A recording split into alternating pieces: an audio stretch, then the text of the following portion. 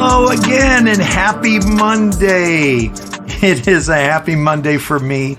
My name is Robert. I am the Recover Guy and welcome to The Fix. You know, I'm not broken anymore, so I don't need the kind of fixing I needed when I first got here. Man, when I got here back in 1986, I had damaged goods stamped all over me in every aspect of my life. I was broken and bankrupt in all four domains: the physical, the emotional, the mental, and the spiritual. I was just broken, and man, did I need to be fixed. But little by little, as the past would slip away and new things would be incorporated, and I began fixing the things that I could fix with the guidance I was getting, you know, both tangible and spiritual, and the practical help along the way. And I went from broken to whole, right? But now I just need a little tweak here, a little tweak there, you know. Even my vehicle, as maintenance-free as it is, every now and then it needs to get a little fix. And I'm glad you've joined me for today. And Monday is The Fix. Now, this is how bad things were. My past had no order. My life was the cousin of confusion, and the last thing I wanted in my life was uniformity and order. I didn't want anyone dictating anything to me at any time. I was the captain of my own ship, and I would die before I let you or anyone else control or direct my life. That was my position. And well, I almost did die. And to this day, I'm grateful. So grateful for the men and women who had gotten to recovery before me, so they could show me how it was done. You know, and early on, we need fixing from different things. Sometimes it's so much. I mentioned, you eat that elephant one bite at a time, right? That's where I was at. I remember one day, I used to feel sorry for myself a lot, right?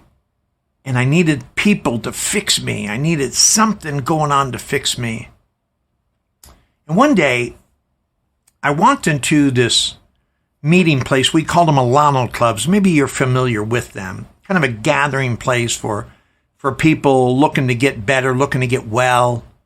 There's meetings there. There's other activities going on. But there was a coffee bar and kind of a cool place to hang out, play pinochle and cribbage and bridge and shoot a little pool, play a little Pac-Man, right? Back in those days. And I was having a bad day, right? I had a couple of those. And I walked in, and there was a guy there. And I'll never forget Russian Ted. What a stoic person. Ted was about 5'9", 5'8", 5'9", maybe 170 pounds, kind of a portly guy. Very, very stoic expression. Steely brown eyes, really tight hair, glasses, and he had a goatee.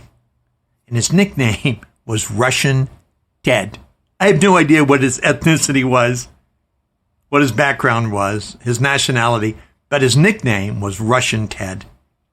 So I walked into the Turning Point this afternoon. I was probably 8 or 9 months dry at the time. Of course, I called it sobriety. There wasn't a lot about me other than not drinking or using that was sober, right? So I went to Ted and said hi, and Ted asked me, "How you doing?" And I thought, well, you asked, I'm going to tell you, right? So for the next, 3 or 4 minutes, seemed like 10 or 15, I start telling Ted how crappy my life is, how broke I was, and how nothing was fixing me at all. And on and on. I think I'm rambling for 10 or 15 minutes. It was probably 3 or 4. Ted would have never let me speak that long, right? So I get to the end of it all, and Ted just sort of cocks his head sideways and sort of looks at me and said, "Are you grateful?" I said, "Really?" In my mind, I'm screaming, "What is the matter with you? Did you just hear what I said to you?" Of course, that was in my head. I said, "Ted, no, I'm not. Did you understand what I was telling you there? How bad my life is?" And he said, "Robert, to the depth and degree that you are grateful will determine the quality and quantity of your sobriety tomorrow." And then he turned around and he walked away. I was speechless. Rarely does someone stop me in my tracks with such a profound challenge. And you talk about getting fixed, that instant fix where everything that was crazy around you all of a sudden came to a screeching halt and things made sense. In a short time after my opportunity with Ted, I went to a meeting and started to find out through people sharing and caring how grateful I was to be there and how that was really fixing me from the inside out. Because what it was doing, just that moment with Ted, helping me understand that no matter what's going on in my life, I can be grateful. What a great fix that was for me at that time. And then shortly thereafter, I'm reminded that if I was in that seat, for me, clean and sober and not at a blackjack table, right? Or not out with someone that I didn't know and that I wouldn't care about knowing tomorrow, then I had everything to be grateful for, no matter what else was going on in my life. Knowing that I was okay right there in that moment, for that time, that was the fix that I needed. Gratitude is the quality or feeling of being grateful or thankful. It's a feeling. It's from the Latin gratitudo, which is thankfulness. Thankful or pleasing. The importance of becoming grateful as one of your fixes is far greater than most any of us can appreciate, especially when we're new to recovery or we're resisting it somewhere along the way. So I know that when I was new, I needed this badly. I'd never heard of such a concept, to be grateful for things when they're not going well in your life. Who does that? Who would be insane enough to do that? Well, I was insane enough to get me to these rooms. The sanity was learning how to be grateful in spite of what else was going on in my life. So whether I was a newcomer or whether today where I don't stop for the times that I need to stop and just be grateful even for the things that I don't agree with. You know, in the beginning, we're often too angry or frustrated or confused to really recognize how gratitude really is in our lives and how important it is. We must learn to become grateful. This must be a committed fix, a permanent fix that needs reapplication moving forward.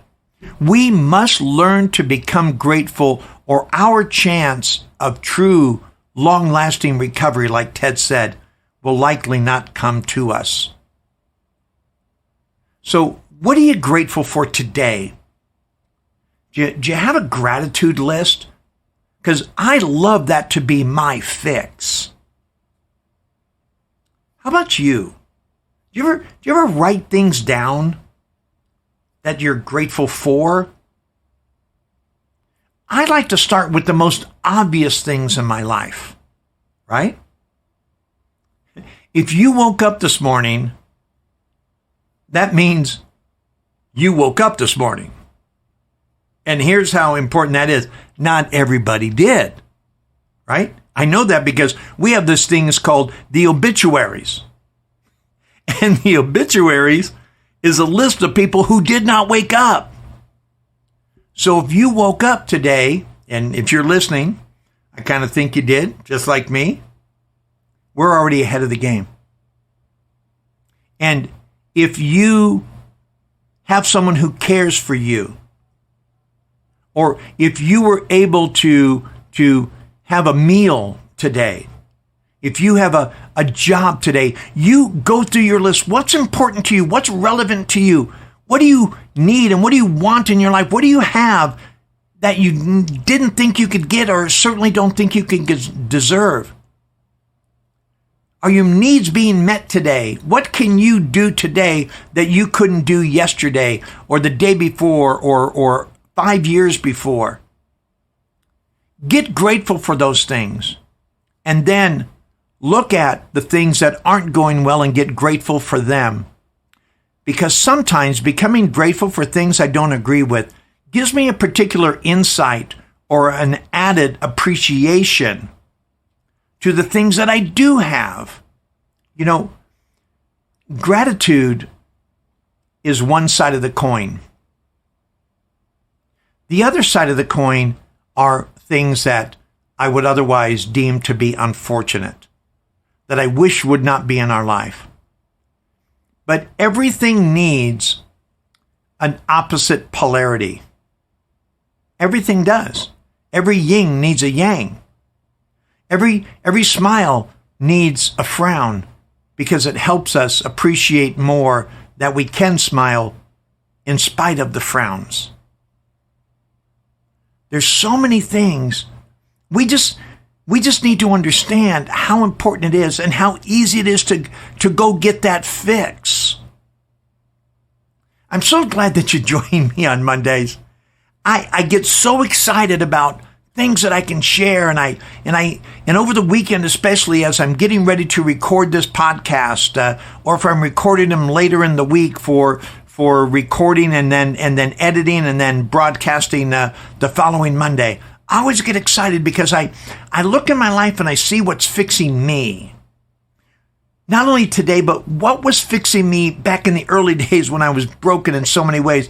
You know, like Humpty Dumpty. All the king's horses and all the king's men couldn't put Humpty together again. Well, let me tell you about this Humpty, right? I got together. They found all the pieces. And the pieces I didn't need, we just discarded and we found a better piece.